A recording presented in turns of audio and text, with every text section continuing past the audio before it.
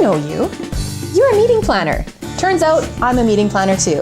And if I know anything about planning meetings, right now you're working 24/7, planning the busiest, craziest week of your life. Well, I've just come off of planning a huge meeting, and the first thing that you need to think about is where you're going to hold your event. And I can tell you without any doubt, one of the best places in the Columbia Valley is Copper Point Resort. One of the things that I looked at when we were considering our meeting space is a place that everyone could be accommodated, and that is definitely what we got. Everyone was in the building, we were all together. It's a fantastic resort. You couldn't ask for a more beautiful backdrop. There were all kinds of things for the delegates to do outside of our meeting. And when you looked at the meeting, they had a beautiful meeting space, well-appointed guest rooms.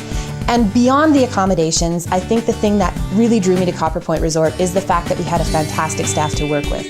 One of the things that when we were considering planning our meeting space was, what kind of people are we going to be working with? If we have difficulties, who are we going to talk to? And I've never been in better hands. When we got to the resort, we had a meeting with the team. It started with the lead as the general manager. She was fantastic to work with, responsive to all of our questions. The events coordinator was amazing. We had radio teams, we had constant communication. If things went wrong, as they always do, they were quickly responded to and handled, and our guests were none the wiser. It was one of the best meeting experiences we've ever had, and I have no hesitation in having another event at Copper Point Resort. So as a meeting planner, I hope you take that into consideration. By the way, how could I even forget about food and beverage? Because obviously, when people come to a meeting space, they're less concerned about the meeting and more concerned about what they're going to eat. One of the things that I loved was working with Chef. And no, I don't know his real name, they just call him Chef.